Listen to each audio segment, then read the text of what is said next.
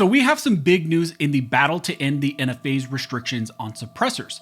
The recent decision out of the Fifth Circuit protecting the NFA's restrictions is now heading for re-review in the en banc panel. However, currently in this challenge, the Trump DOJ continues to argue that the NFA and its suppressor restrictions need to be protected and that they do not violate the Second Amendment. So let's talk about what is now happening in this critical case.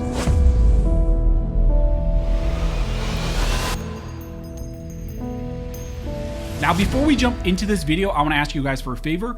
If you're interested in supporting this channel, one of the best ways to do that, of course, is to subscribe to the channel. Also double check to make sure YouTube is not unsubscribed you. They love to do that, especially on two-way channels. I also want to thank one of the main supporters of this channel, which is First Form. You guys know that First Form's an amazing company. Their culture is unmatched. It bleeds into everything that they do. They're pro-freedom, pro-America. They support the Second Amendment and what we talk about here on the channel. But if you're interested, you can check them out using the links down below.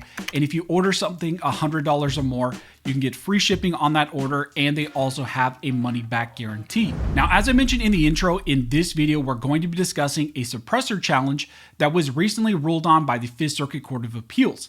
This case is U.S. versus Peterson, and it deals with the constitutionality of the NFA as it applies to suppressors.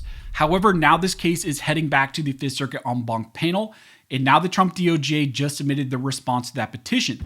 They continue to argue that the en banc panel should actually reject review of this case, and they continue to argue that the NFA's restrictions on suppressors is constitutional because it operates as a shall issue permit scheme. This, of course, is not good, and we continue to see a very large trend from the Trump DOJ where they continue to argue in favor of the NFA in saying that it does not violate the Second Amendment. Now, if you're not aware of this case and the background of this challenge, essentially back in 2022, both federal and state law enforcement officers executed warrants at Mr. Peterson's home in Louisiana. They searched his house. They also searched his home-based FFL. And really out of this entire incident, it was the fact that they found a solvent trap within his safe in his bedroom that led to this whole issue. That solvent trap was not registered as a suppressor under the NFA. It did not go to the ATF. It was not registered with them, and therefore he was charged with violating the NFA for having that unregistered suppressor. In response to this charge, Mr. Peterson filed a motion to dismiss at the lower court. He said that these type of restrictions under the NFA are a violation of the Second Amendment. However, the lower court dismissed that motion. That ended up going to the Fifth Circuit for the first time, and he sought a reversal from the Fifth Circuit. However, like I mentioned on the original review of this case, the Fifth Circuit three-judge panel ended up siding with the Biden ATF. The Fifth Circuit found that a suppressor is not a necessary accoutrement of a firearm, and they said that it is not required to make a firearm useful or functional. Mr. Peterson and his counsel at that time decided to file for a rehearing en banc in the Fifth Circuit, but like I mentioned, that petition was later pulled, and the original ruling of the Fifth Circuit three-judge panel was removed because the Trump DOJ shifted positions on suppressors, and suddenly they admitted that suppressors are in fact protected arms for the purposes of the Second Amendment.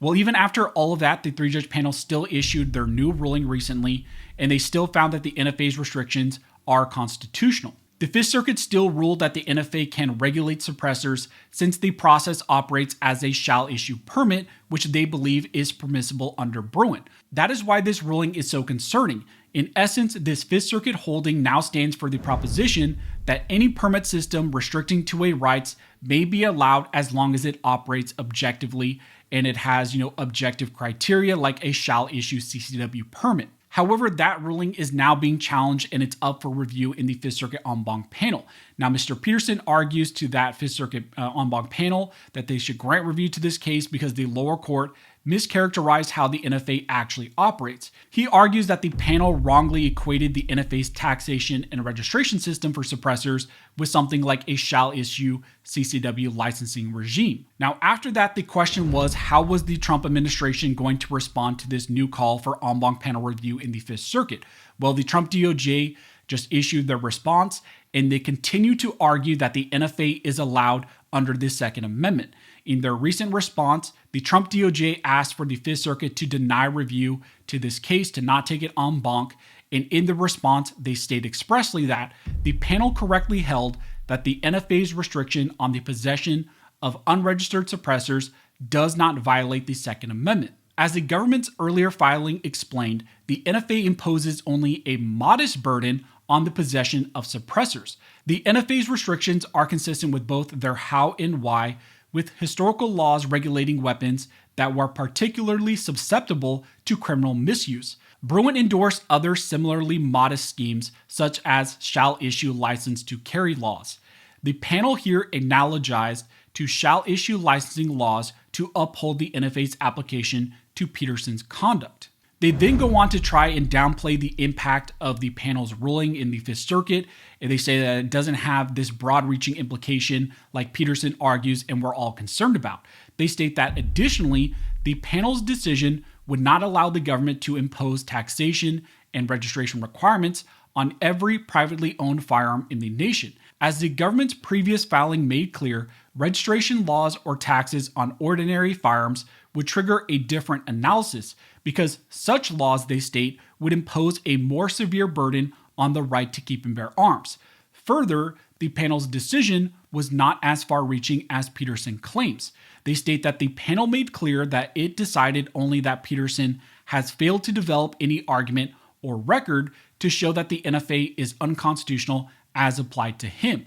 Indeed, the panel neither foreclosed the possibility that another litigant may successfully challenge the NFA's requirements, nor suggested that a taxation and registration requirement on every privately owned firearm in the nation would be constitutional. So that's the horrible decision that was issued by the three-judge panel in the Fifth Circuit, and now that is what the Trump DOJ is arguing in this case. They are asking for the en banc panel here to deny review to that ruling. They continue to also argue that the NFA operates as a shall issue scheme and that the impacts of this ruling are not as serious as Mr. Peterson is concerned about, and which we are also concerned about. Now, also one of the things I want to point out that the Trump DOJ continues to ignore or avoid in this case is the fact that they claim that this NFA process and registration of suppressors and silencers, that it's only a modest burden.